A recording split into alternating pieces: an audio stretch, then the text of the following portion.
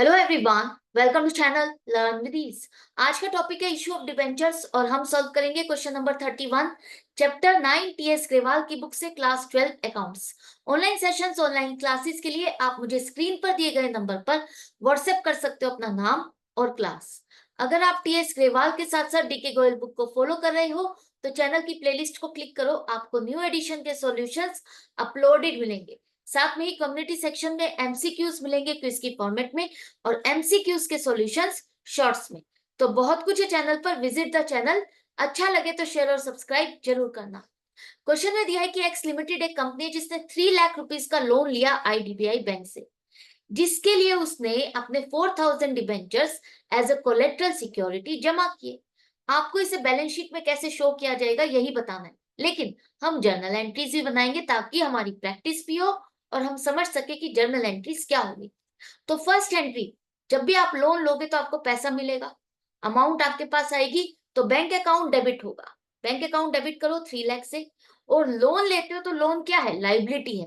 तो to bank loan account आप credit करो 3 लाख रुपीज से।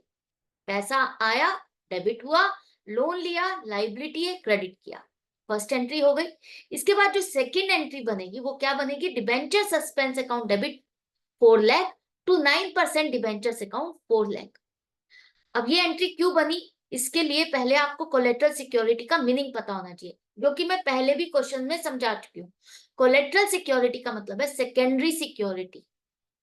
सेकेंडरी सिक्योरिटी अगर डिवेंचर्स है तो प्राइमरी सिक्योरिटी क्या है? प्राइमरी सिक्योरिटी आपके बैंक के पास वो एसेट होती है जिसके अगेंस्ट आपने लोन लिया, या कोई और एसेट आपने इस लोन को लेने के लिए आपने एसेट उसके पास एज ए गिरवी रखी, एज ए सिक्योरिटी रखी। तो बैंक क्या करेगा, अगर आप उसके लोन की पेमेंट नहीं करोगे विद इंटरेस्ट, तो बैंक आपकी उस एसेट को बेच करके अपना पैसा वसूल करता है। और एसेट है तो उसका प्राइस अप भी जा सकता है, डाउन भी जा सकता है, मार्केट प्राइस। आज मान लो कोई एसेट है 3 लाख की, कल वो हो सकता है 2.5 लाख की भी रह जाए और हो सकता है 4 लाख की हो जाए। तो अगर बैंक को उसका पैसा वसूल नहीं होता पूरा, तो बैंक आपकी कोलेट्रल सिक्योरिटी सेकेंडरी सिक्योरिटी से उसको वसूल करता है, उसको अपना रियलाइज करता है। अगर आपने उसको पेमेंट कर दी तो ये डिबेंचर आपको वापस मिल जाते हैं, क्योंकि आपने एज ए सिक्योरिटी रखी है, एज ए गारंटी रखी है कि भाई अगर हमारी हम पेमेंट नहीं करेंगे तो आपके पास ये है, आप इसे रियलाइज कर सकते हो, आपका पूरा राइट है। लेकिन अगर आपने पेमेंट नहीं की तो आपके वो डिबेंचर्स को डेफिनेटली यूज करेगा, अदरवाइज आपको रिटर्न कर देगा। अब देखो, ये जो डिबेंचर्स है हमने उसको दिए, तो टू 9% डिबेंचर्स अकाउंट क्रेडिट करो। 4000 debentures 100 rupees face value debenture आपने दिए हैं, तो डिबेंचर आपकी क्या है, लाइबिलिटी है, तो इसको आप क्रेडिट साइड पे लिखो। अब डिबेंचर जब भी हम इशू करते हैं पब्लिक को, तो हमें क्या मिलता है, पैसा मिलता है। तो बैंक अकाउंट को आप डेबिट करते हो, या आपने किसी से एसेट खरीदी तो आप उसको इशू करते हो, अलॉट करते हो डिबेंचर। तो ना तो हमने कोई एसेट खरीदी और ना ही हमारे पास बैंक का बैलेंस आ रहा, दोनों में से कोई भी चीज नहीं आ रही।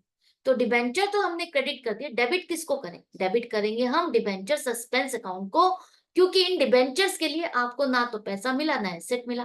तो ये एक डिबेंचर सस्पेंस अकाउंट है जो कि आपने एज ए सिक्योरिटी रखे हैं। ये जो सस्पेंस अकाउंट है ये बताता है इतने अमाउंट के डिबेंचर्स हमारे फेक हैं, रियल डिबेंचर्स नहीं है, रियल लाइबिलिटी नहीं है, ये फेक है। Just for the sake of guarantee हमने बैंक के पास ये रखवाए हैं, राइट। तो जितने डिबेंचर्स आप एज ए कोलेटरल सिक्योरिटी रखवाते हो उतने ही का ही सस्पेंस अकाउंट आपका डेबिट हो जाएगा, क्योंकि बैंक या एसेट हमारे पास नहीं आ रही। ये वो डिबेंचर्स हैं जो कि एक्चुअली अभी डिबेंचर्स में कन्वर्ट नहीं हुए, एक्चुअली हमने डिबेंचर्स उनको अलॉट नहीं किए। क्या बैंक को इन डिबेंचर्स पर इंटरेस्ट मिलेगा 9% के हिसाब से? नहीं, इन डिबेंचर्स पर बैंक को कोई भी इंटरेस्ट नहीं मिलेगा, क्योंकि ये डिबेंचर्स अभी एज ए गारंटी रखे हुए हैं। अभी उनका कोई राइट नहीं है, बैंक का कोई राइट नहीं है इन डिबेंचर्स पे।